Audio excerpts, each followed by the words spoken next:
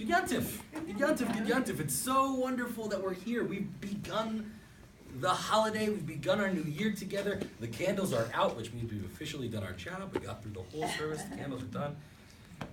And it's tonight, right? Tonight is the night. Tonight's the night of newness, of our new year, and we're going to move together from 5776 to 5777, and we've gathered for this festival which has been held for literally thousands of years by our ancestors and our brethren all around the world. Back in the day when we had a temple, people would come far and wide from all the corners of Israel to the temple in Jerusalem just for this day. It's a really big day, and because it's such a big day, it has more than one name.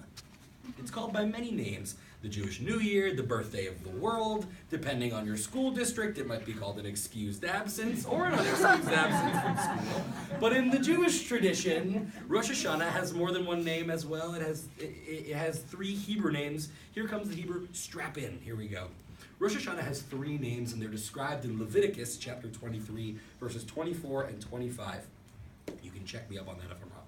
Yom HaZikaron, the day of remembrance.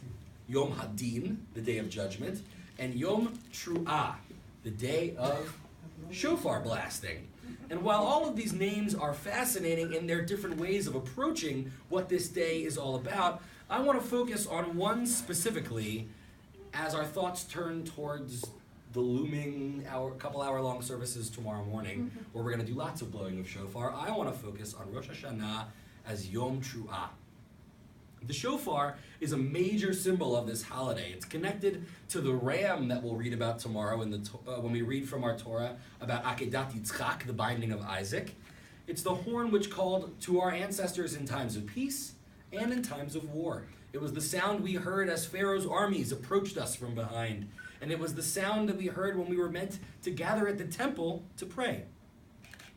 It's our call to action as we look forward to a year of self-improvement and continual development, and it is said to be the sound that we'll hear when the prophet Elijah announces that the Messianic age has begun. Tomorrow we'll hear a lot of shofar sounds, a lot of truot. We'll blow the shofar at three different major moments in tomorrow's service, each using the shofar in a different way, but we'll talk about all that tomorrow. There are several shofar calls with different names, but the general term for the sound of the shofar is tru'ah.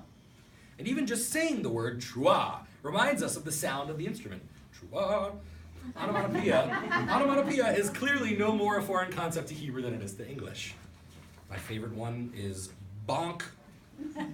Neither here nor there. I was thinking about what I had to say about tru'ah, and I was struggling because in the face of a tradition as old and as sacred as blowing the shofar, I felt kind of small. I'm like a 23-year-old kid who, And so rather than rack my brain trying to think of what it is that I had to say about the shofar, I turned to our tradition for guidance, and I used something called gematria. Does anyone here know what gematria is that could tell us? Yeah, go for it. It's doing mathematics with the alphabet and coming up with equations that have meaning. Exactly right. In gematria, all the different letters of the Hebrew alphabet are assigned a numerical value, and so different words and combinations of the letters are worth different numbers. And the Kabbalists use this all the time. They feel, those who study Kabbalah feel like these numbers are relevant, and depending on what words you use in a different circumstance, they might affect a different outcome. And so, as I was thinking about gematria and tru'ah, and I went to a very wise source. I went to Rabbi Google, and I asked the rabbi for a gematria calculator. And sure enough, the learned Googler Rebbe was able to point me in the right direction. And I found that the gematria value for the word tru'ah, which is spelled Taf Resh Vav Ayin He, is 681. And so I then went looking for other Hebrew words or phrases which added up to that same number, 681, to see if I could find some interesting connections, and I was blown away by what I found.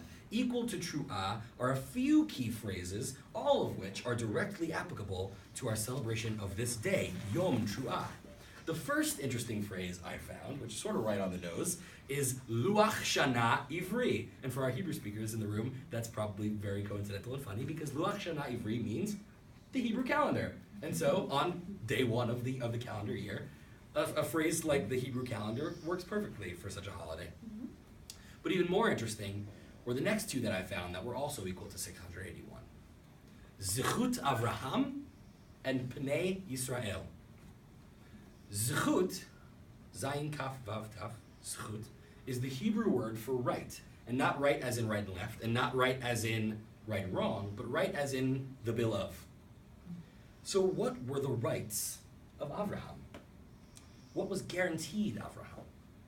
Well, he wasn't born Avraham, was he? He was born Avram.